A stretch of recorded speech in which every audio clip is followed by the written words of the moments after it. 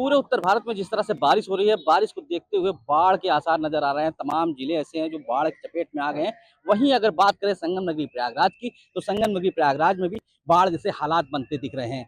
आज संगम नगरी प्रयागराज के बड़े लेटे हुए हनुमान मंदिर, जहां पर महाकुंभ मनाया जाता था, वही वो जगह है जहां पर, और यहाँ पर हम आपको दिखाने का प्रयास करते हैं कि हमारे पीछे जो हनुमान जी है, वो हनुमान मंदिर धीरे धीरे गंगा जमुना के जल के आवेश में आ रहा है। और जिस तरह से जल का प्रवेश अंदर हो रहा है, लेटे हुए हनुमान जी जो है वो धीरे धीरे वहां पर जल अभिषेक होता नजर आ रहा है। और खास बात यह है कि संगम नगरी प्रयागराज में जब भी अब लेटे हुए हनुमान जी अगर गंगा का जल अभिषेक हो जाता है, गंगा में डूब जाते हैं और पानी वहां पर भर जाता है पूरी तरह से, तो विश्व की कल्याण की यहाँ पर कामना की जाती है। ऐसी मान्यता है यहाँ पर कि पूरे विश्व का कल्याण होता है जिस दिन लेटे हनुमान जी गंगा जी में डूब जाते हैं और यहाँ पर बाढ़ जैसे हालात हो जाते हैं। आपने देखा होगा तमाम जगह पर जिस तरह से बाढ़ आती है तो वहां पर लोग त्राहिमाम करते हैं, लेकिन संगम नगरी प्रयागराज में अगर बाढ़ का पानी आता है और बाढ़ आ जाती है, लेटे हनुमान जी का स्नान हो जाता है, तो यहाँ पर जश्न मनाया जाता है। जिस तरह से श्रद्धालु भक्त आए हुए हैं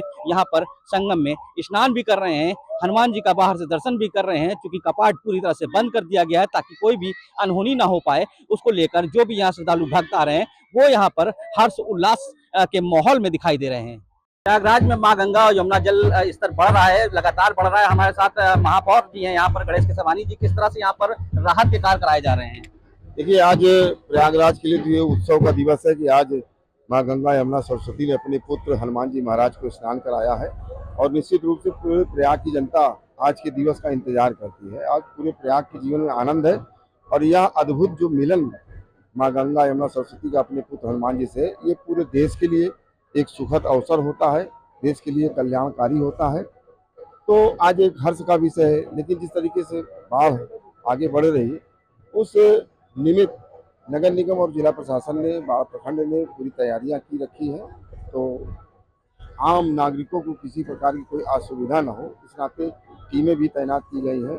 जितने भी पंपिंग स्टेशन हैं उनके सब चालू हालत में उसका निरीक्षण भी हम सब लोगों ने कर लिया है। जहाँ बाढ़ उतरेगा वहाँ साफ सफाई, दवा छिड़काव इत्यादि उनकी सारी तैनाती व्यक्तियों की भी कर दी गई है। तो कहीं किसी प्रकार की कोई कठिनाई नहीं है। अभी तो शुरुआत है, अभी तो इस बाढ़ से प्रयाग के जनजीवन में किसी प्रकार का कोई प्रभाव नहीं है। लेकिन जैसे जल स्तर और बढ़ेगा उस हिसाब से तैयारी है। राहत शिविर के लिए किस तरह से आप लोग? देखिए, जिला प्रशासन के द्वारा सारे राहत शिविर चिन्हित किए गए, जैसे पहले भी बनते थे। उन सारे स्कूल कॉलेजों में व्यवस्थाएं पूरी कर ली गई है। और अगर वो स्थिति बनती है तो बाढ़ में फंसे हुए लोगों को वहाँ पर स्थानांतरित किया जाएगा। बोट इत्यादि की भी व्यवस्था कर ली गई है। कैसे उनके भोजन, कैसे उनकी दवाएं, कैसे उनको दूध, इन सारी व्यवस्थाओं को भी जिला प्रशासन ने पूरी तरीके से तैनात कर लिया है। तो पूरी योजना है प्रशासन के पास। हम हर चुनौती से सामना करने के लिए तैयार हैं।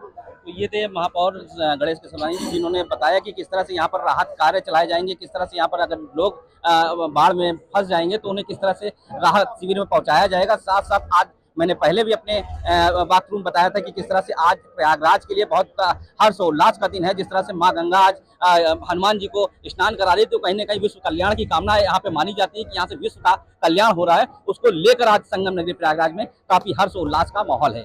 क्योंकि बाढ़ का पानी कंटिन्यू बढ़ रहा है, तो किस तरह से यहाँ पर जो बाढ़ का पानी देखिए कल रात 81 मीटर आ गया था और उसको लेकर हम लोग संवेदनशील है। हमारी पूरी टीम्स जगह जगह पे निरीक्षण कर रही है। और आज लेटे हुए हनुमान जी हमारा प्रमुख तीर्थ स्थल है यहाँ का प्रयागराज का, तो वहाँ पर आज हनुमान जी ने स्नान किया है और काफी संख्या में लोग भी आ रहे हैं, भीड़ भी आ रही है।